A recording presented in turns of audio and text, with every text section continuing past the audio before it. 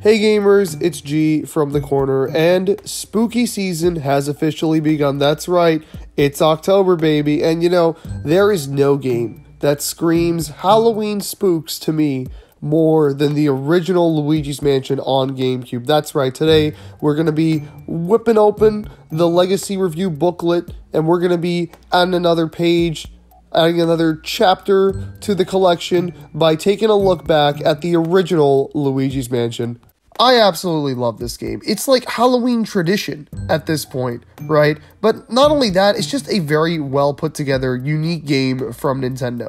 You know, it's funny, because I consider it this like small, lovely Halloween game that I play once a year, but really, this was a tentpole title when it came out. It was a graphical showcase for the Nintendo GameCube back in 2001.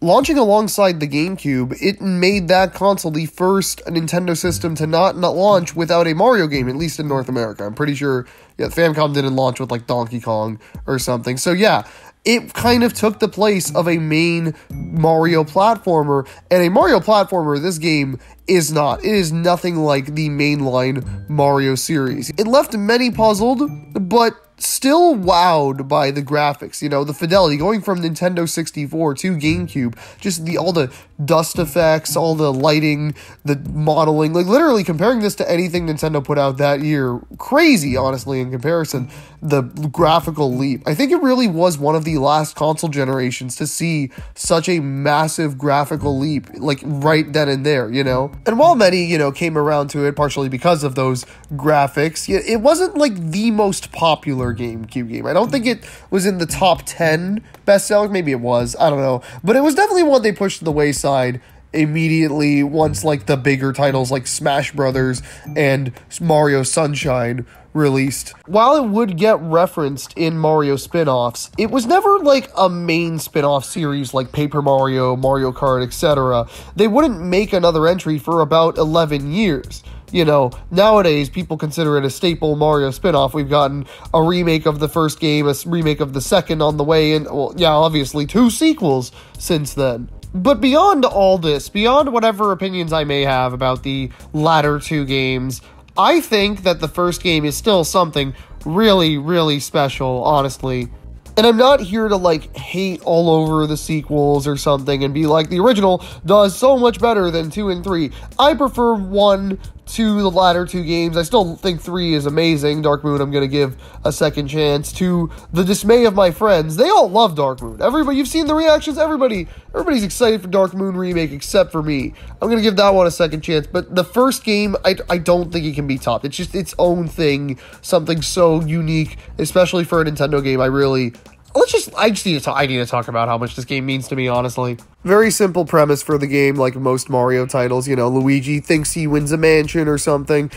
He goes to check it out. His brother went as well. Oh no, brother got turned into a painting. Old dude shows up with a vacuum that he's using to capture ghosts, and there's your gameplay. Run around the mansion, explore every nook and cranny to try and figure out where Mr. Morrow is being held. And as I mentioned, you do get a vacuum, the Poltergust 3000. It can suck up ghosts. It's a Ghostbusters thing. That's right. They were like Luigi ghostbusting, but actually they have a bit of a gameplay thing to it. The way it works is that you have a flashlight, and when you shine the light on the ghost gets stunned. Then you start sucking it up with the vacuum by holding down the R button, but the ghost isn't just going to go in easily, so you got to literally play like tug of war with the ghost. It'll start running around, scampering around the entire room, going crazy, and you've got to like literally whip it back and forth in the opposite direction the ghost is going. It's amazing. It's such a fun gameplay mechanic that gets augmented all the time. Literally every like 2 to 5 minutes, there will be some new way you're going to have to approach capturing a ghost. Because yes, there are these standard ghost types, you know, usual guys who just run around, some who throw bananas, some who try to scare you or whatever, you know. But there are also these character ghosts, or in the original game as they're called, portrait ghosts, because when you capture them, the little Professor Egad, underrated Mario character number 1, puts them into paintings. Get it? Because they're portraits. Oh, it's hilarious.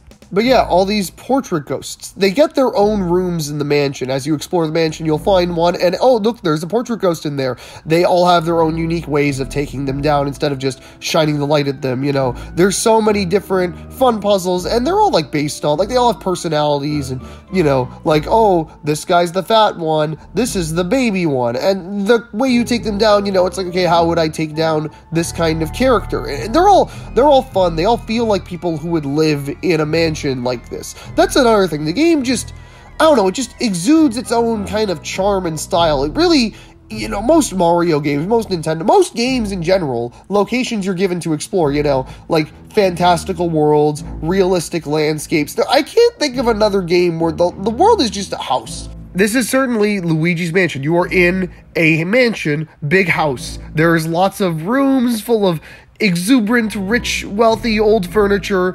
And, you know, it's just, you don't see a game where you're just walking around a house. Like, I get, like, other survival horror games in houses, but those are more run-down, abandoned locations, you know, with tons of land reality shifting. And there's a bit of weird things that happen in the mansion, but a lot of the rooms are just bedroom, pool table room, dining room, guest room, library. You know, they're just, like, very chill environments. It's like it's a spooky chill game because obviously you're not going to get any scares from Luigi's Mansion. So, you know, going in the sort of cozy, personality-filled way they take this game, I love it, honestly. The later games go for more, like, you know, themes with the mansions. They have, like, interesting stuff. I really like how 3, it's like a hotel, but it's a crazy hotel, and all the floors have weird goings-ons.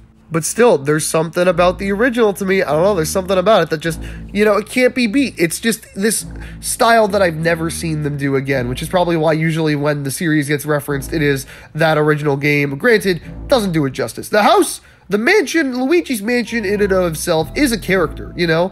I mean, hell, the ghosts made the mansion, so might as well be considered as such. There's even more little things. I don't really know where to fit these in, so I'm just going to go over them now. The boos. So, I mean, it's a Mario game.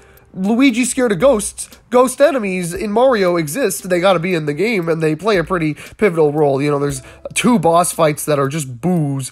And then, of course, there are the boo collectibles. Now, you'll find boos in every room that you've cleared out by messing around with furniture, but the way you capture them, you don't do the exact, like the sucking game you play with all the other ghosts. You don't play the same one with the boos. They kind of just move on their own accord, and you have to kind of follow the boo, but you could still kind of guide it back towards you. It's so much fun, unless they teleport from room to room, because they can just, like, go through wall, then you go outside, and they go back into the room. It's fun. It's different. It breaks up the pacing. I know there's a boo requirement at some point, and that gets a little bit tedious if you're not looking for them, or if you didn't activate the thing right away. I know when I first played the game, I didn't activate the boos until, like, halfway through the game.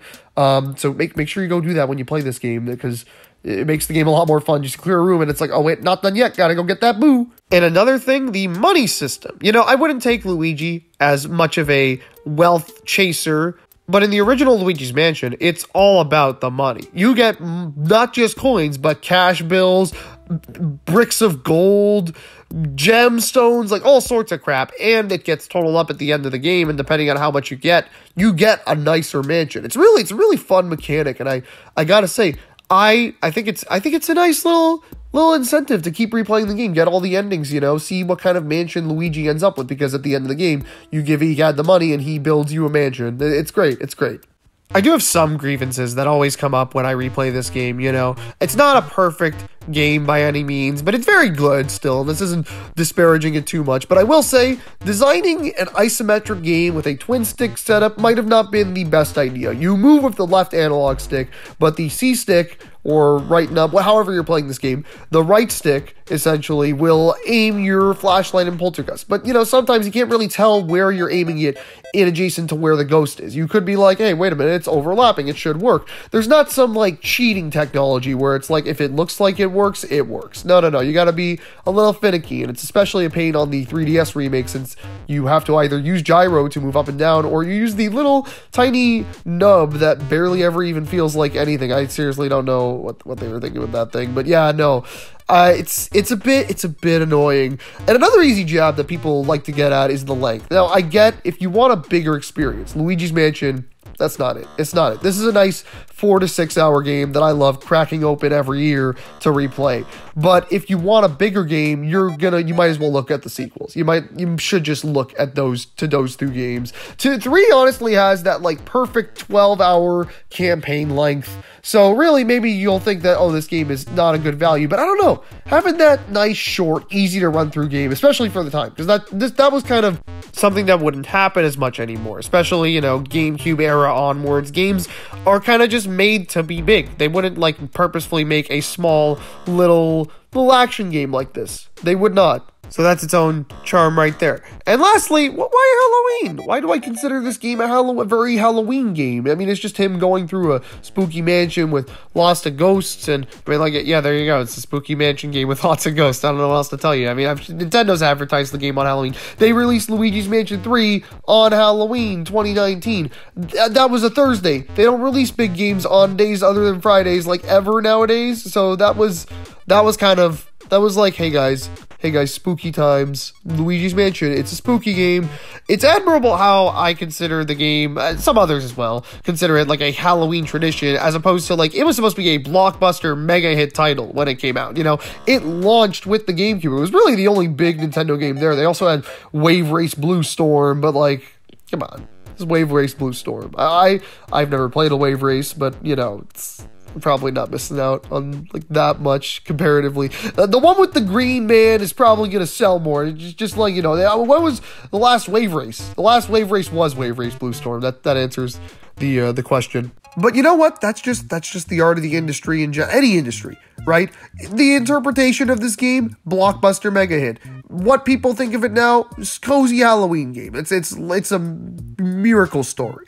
It's a beautiful story, and I think that's a great way to end it on. Guys, check out this game any way you can. GameCube, 3DS, any other means you want to obtain it through, since Nintendo, it's the only one that isn't on Switch. I'm so sad they didn't shadow drop like an HD port or whatever, even just like literally upscale the 3DS version and shove it on the Switch. I'm so shocked that did not happen at the Direct last week, but it's fine. Not the end of the world.